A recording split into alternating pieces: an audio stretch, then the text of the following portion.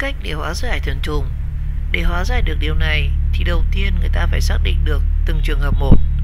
Đối với trường hợp thần trùng bắt người trong gia đình, khi người thân mất đi, chúng ta nên xem người đó có mất vào những khung giờ đợt hay không. Và nếu có thì phải tìm thầy về làm lễ giải hạn cho những người trong gia đình hợp tuổi với người đã mất. Đặc biệt là người nhà cần hiểu sâu về nhân quả, hành thiện tích đức để trả nghiệp cho bản thân, gia tiên và dòng họ. Hoặc cũng có thể sẽ chọn cách trấn yểm thần trùng.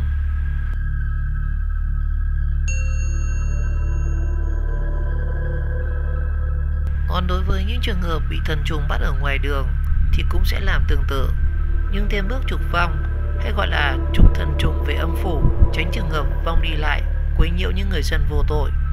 Ngoài ra thì những người bị thần trùng nhắm tới nên tạo phước đức nhiều hơn để tránh những khoảng thời gian vận hạn không may xảy đến với mình. Những cách hóa giải trùng tang, cách đầu tiên là bắt nhốt trùng. Theo phương pháp của tiên gia, phù thủy, đạo gia, thường là những phương pháp bắt nhốt trùng.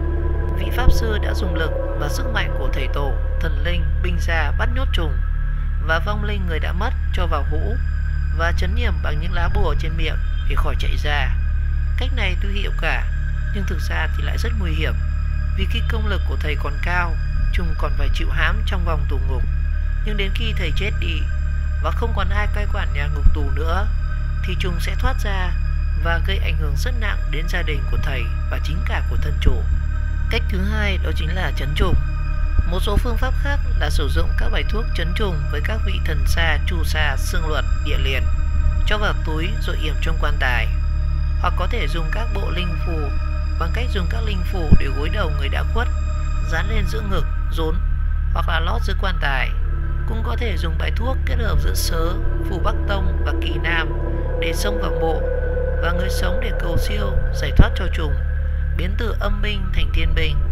Một số người còn cho rằng có thể áp dụng các phương pháp làm huyệt giả, đổ tỏi vào huyệt khi lấp đất, hay là dùng thần chú, bát quái trận đồ trấn yểm âm trạch để hóa giải.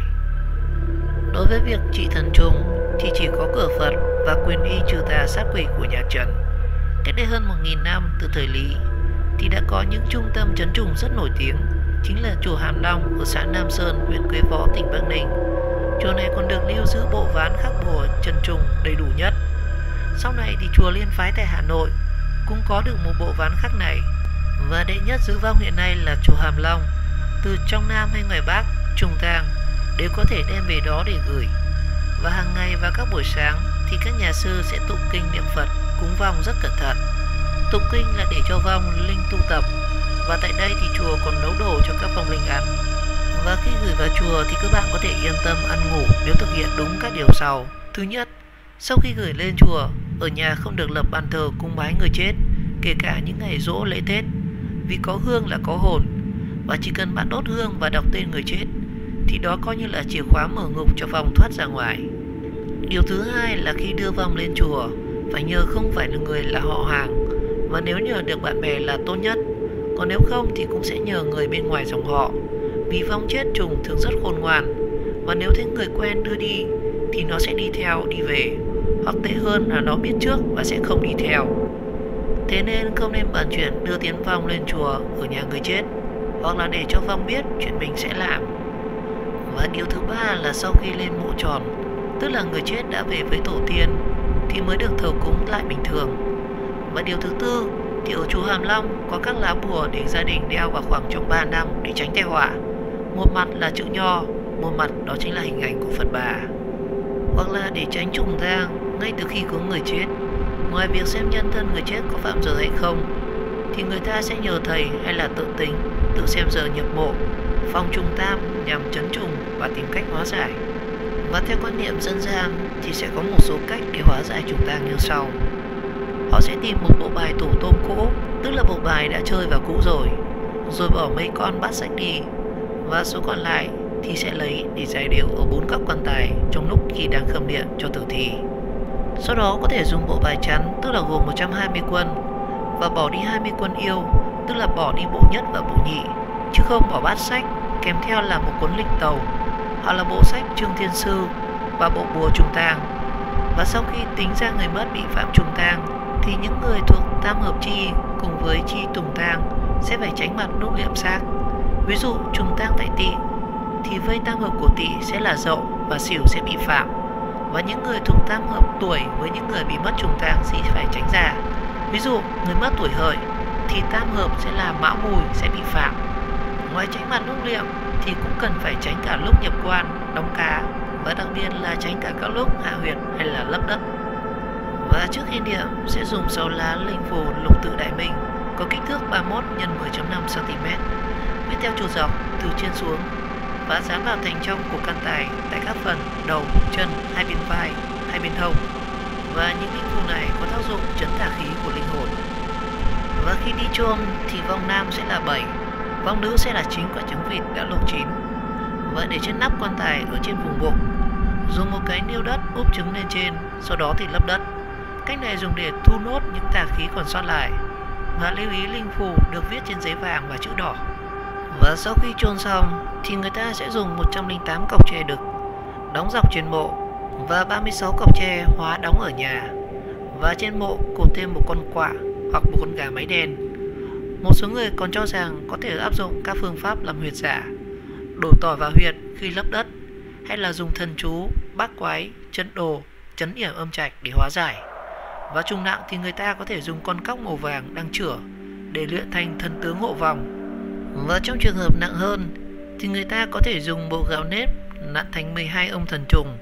Sau khi làm phép thì dùng dao chặt đầu, rồi nặn thành một hình nhân, và dùng quan tài bằng lúc lắc tẩm niệm, rồi dùng một quả trứng vịt cắm 13 cây kim, sau đó dùng bè chuối và chọn giờ thiên giải thì thả xuôi theo dòng sông. Tuy nhiên thì không biết hiệu quả đến đâu, nhưng những cách như là dùng bùa chú, dùng thuốc trấn trùng để chôn theo người đã mất, hoặc là dùng cọc tre đóng lên mộ, hay đổ tỏi vào huyệt. Tuy nhiên thì cách này con cháu không nên làm, và có thầy bà nào có chỉ cách làm thì cũng không nên cứ thế làm theo chỉ vì sợ chết, vì cách này là quá ác đối với những người đã khuất. Và phương pháp hiệu quả nhất đó chính là tụng kinh hồi hướng cho vong siêu thoát, sau đó thì hồi hướng công đức cho họ. Phương pháp này dùng những năng lượng của Phật pháp siêu độ cho trùng rất tốt, và khiến cho trùng sớm siêu thăng tịnh độ và không còn làm ác được. Và đã gọi là thần trùng thì sẽ có quyền phép, vì thần trùng sẽ là binh lính của Diêm Vương và được giao lệnh để đi bắt. Vậy nên không được xem thần trùng như là các vong linh một cách bình thường khác.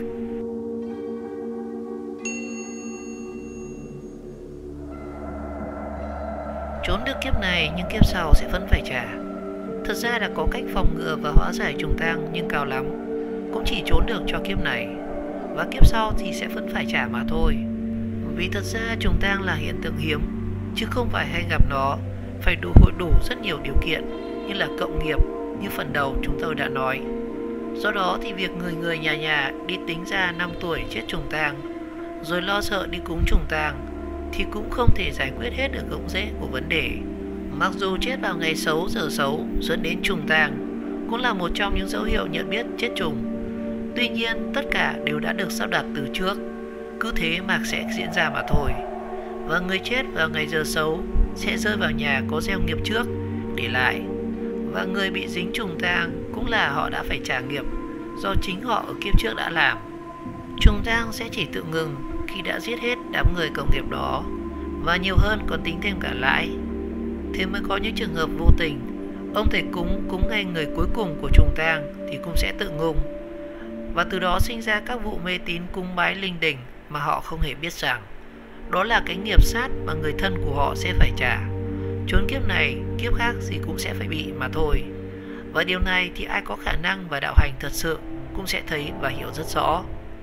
Ông thầy nào mà vỗ ngực cắt được trùng thì cũng đừng vội mừng. Một là người ta đã thu nợ xong nên không bắt người nữa. Hai là ông thầy đó có âm binh khá mạnh, người ta tạm lui chờ cho ông thầy suy rồi sẽ bắt tiếp, và dĩ nhiên sẽ tìm lại nợ cũ, bắt không trượt người nào. Bởi thế nghiệp làm thầy phù thủy pháp sư hay để lại di họa cho các con cháu đời sau, còn bản thân thầy hay chết một cách rất kỳ cục, cho nên nhân quả sẽ không trừ một ai. Và từ đó chúng ta sẽ rút ra bài học, khi bàn tính cái gì hại người có tổ chức, nhất là giết người, thì nên suy nghĩ cho kỹ. Và phước đức của mình lớn cỡ nào thì lúc chết cũng là lúc nguy hiểm nhất, nếu không chịu tu tâm sám hối lúc còn sống.